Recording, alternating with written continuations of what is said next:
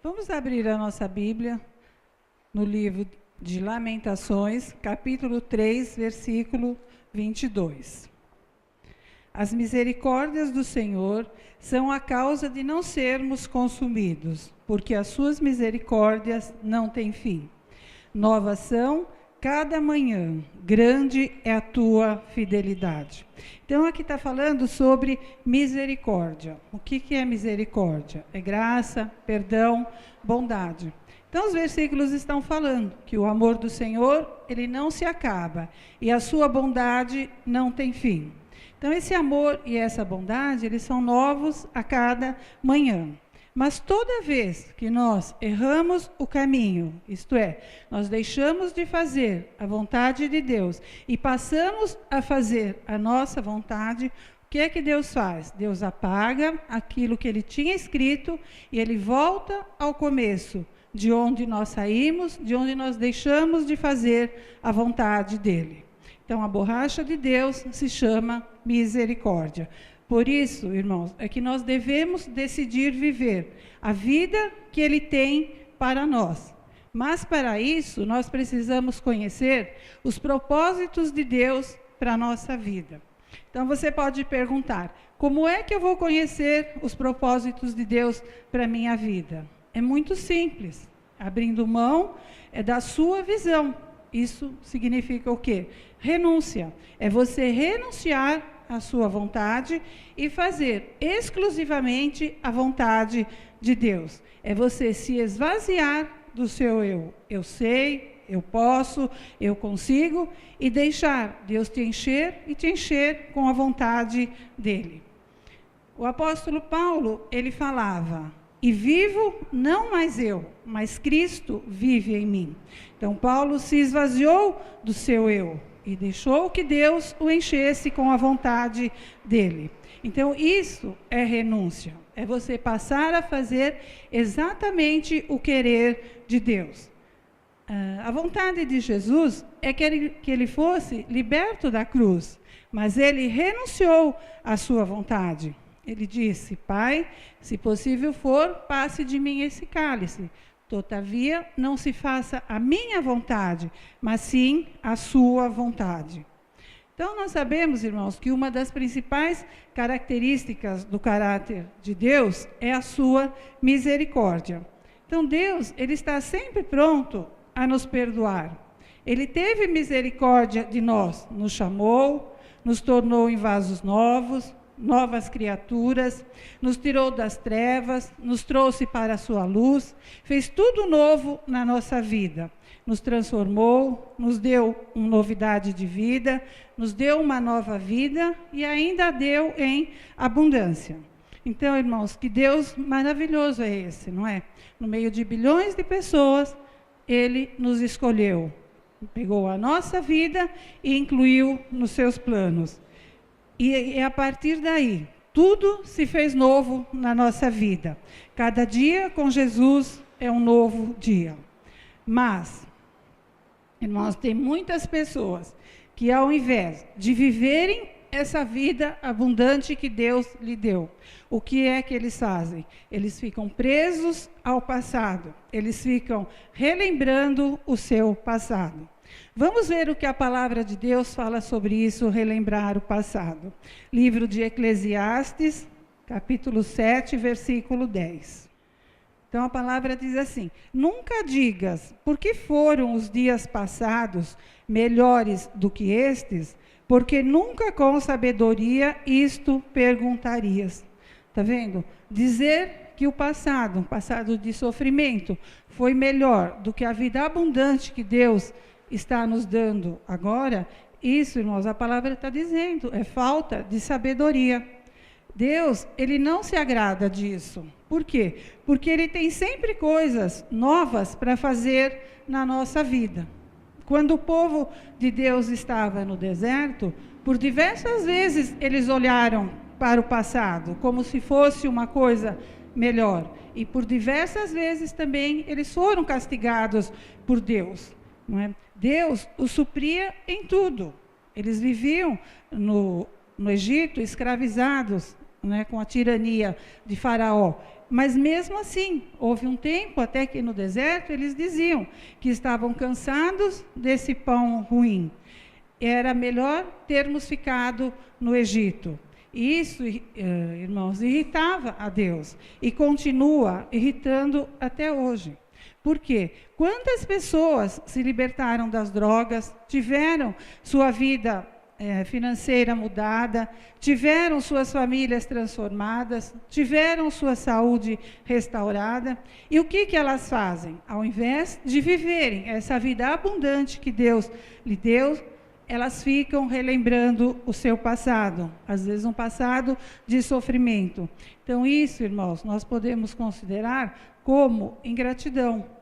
Quando os 10 leprosos procuraram o Senhor Jesus, todos foram curados, mas somente um voltou. 9 só quiseram a bênção, também não receberam mais nenhuma bênção. Mas o que voltou não, além dele ser curado, ele ainda teve essa vida abundante que Deus nos dá, e consequentemente a salvação. Lá no livro de Isaías 43:18, fala assim: não vos lembreis das coisas passadas, nem considerei as antigas. Então, irmãos, muitas pessoas ficam presas ao passado, por isso é que são pessoas assim, amargas, têm um temperamento difícil. Aonde elas vão arrastando essas bagagens do passado. Vivem tristes, deprimidas, sempre olhando para trás. Então, quem deseja assim, que nós olhemos para trás, irmãos, não é Deus, mas sim o diabo. As experiências ruins assim do passado, elas devem servir como lições, como ensinamentos para nós, para que nós possamos crescer mais aqui no presente. Paulo, ele dizia assim: uma coisa faço, uma coisa, esqueço aquilo que ficou para trás e avanço para o que está à minha frente. Muitas vezes a tristeza, ela vem, muitas vezes nós nos lembramos de algo, por situação, por que passamos, e a tristeza vem, nós somos humanos. A tristeza, ela pode vir, mas ela tem que ser momentânea. Ela não pode permanecer. Porque lá no livro de Neemias 8:10 fala: não vos entristeçais, pois a alegria do Senhor é a vossa força. Então, a alegria do Senhor é a nossa força. Saulo, ele perseguia os cristãos, ele fervia de ódio pela igreja de Cristo, mas ele foi alcançado pela misericórdia de Deus. Ele reconheceu o seu pecado e ele foi transformado de um vaso estragado, chamado Saulo, em um vaso novo, um vaso de honra, chamado Paulo. E ele foi assim um dos maiores pregadores do Evangelho. Então, Paulo, ele tinha um passado de culpas, de pesares, de frustração, de erros, mas ele prosseguiu. Ele não ficou olhando para o passado. Imagine se ele ficasse remoendo o seu passado. Não é? Foi um perseguidor, foi um assassino, participou do apedrejamento de Estevão. Como ele iria prosseguir se ele ficasse relembrando esse passado? Então, Paulo, irmãos, ele é um exemplo para nós. E ele nos ensina como partir de um passado de culpa, de frustração, de erros, de pesares, e irmos para um futuro cheio de glórias. Então, o primeiro passo para nós sairmos de um passado assim e vir para um presente cheio de glórias é estar insatisfeito com nossa posição. O que significa isso? É não ser acomodado, é não se acomodar, é prosseguir em crescer, principalmente espiritualmente, aprender cada vez mais a palavra de Deus. Por quê? Porque é através dela que nós passamos a conhecer esse Deus e também passamos a conhecer a vontade dele para a nossa vida. Se nós virmos assim, quantas viagens missionárias que Paulo fez? Quantos lugares Paulo pregou?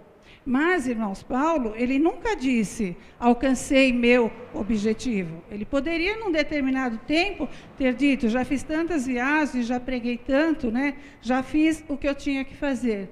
Mas não, a palavra diz que ele dizia assim: quanto a mim, não julgo que o haja alcançado. Então, isso mostra o quê? Mostra que Paulo, ele não era acomodado, ele estava sempre disposto a conseguir mais. Então, irmãos, muitas vezes nós sofremos por não conhecermos esse Deus a quem nós servimos, por não conhecer seu poder, seu amor, sua proteção e, principalmente, por não conhecermos suas promessas. Quando nós o conhecemos e conhecemos verdadeiramente, nós não recuamos, nós não ficamos presos ao passado, nós enfrentamos qualquer situação, nós caminhamos para frente, nós deixamos o passado para trás. E um segundo passo para nós termos assim um futuro cheio de glórias é que nós precisamos ser livres do passado. Quantas coisas Paulo ele tinha para esquecer? Muitas coisas, não é? Esquecer, irmãos, não é varrer da memória, dizer, não, eu nunca mais na minha vida eu quero lembrar desse acontecimento. Não é isso. Esquecer é você deixar de ser influenciado, controlado por esse passado.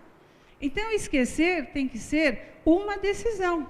Você tem que decidir e dizer, não, a partir de hoje o meu passado não vai me controlar nem me influenciar. Quando Deus diz lá em Isaías, dos teus pecados não me lembro mais, isso quer dizer que Deus tem má memória? Não, Deus ele está dizendo assim, eu não permitirei que aquilo que ficou no passado influencie o meu relacionamento contigo aqui no presente. Ele está dizendo assim, eu não permitirei que os erros, as culpas passadas se coloquem entre mim e você. Então, esquecer, irmãos, como eu disse, não deixar que o passado influencie aqui no presente e prosseguir na fé, prosseguir conhecendo a Jesus, viver essa vida abundante que Ele nos dá, esse tem que ser o foco de todo o cristão. Um terceiro passo para que nós saiamos de uma situação difícil e para termos um futuro cheio de glória, é andar para frente. O que significa isso? É se dedicar ao propósito. Como eu disse, Paulo falou, né? Uma coisa eu faço, avanço para as coisas que estão diante de mim. Então, Paulo aqui, ele tinha descoberto o segredo, dar a sua vida por uma só coisa. Que coisa? A vocação do seu chamado, de ser um pregador do Evangelho. Quando o jovem rico perguntou ao Senhor, né, o que ele precisava fazer para herdar a vida eterna, o que foi que Jesus respondeu? Jesus também respondeu, só te falta uma coisa. Vai, vende tudo o que tens e dá aos pobres, e terás um tesouro no céu. Nós sabemos que ele foi embora triste, porque ele possuía muitas riquezas.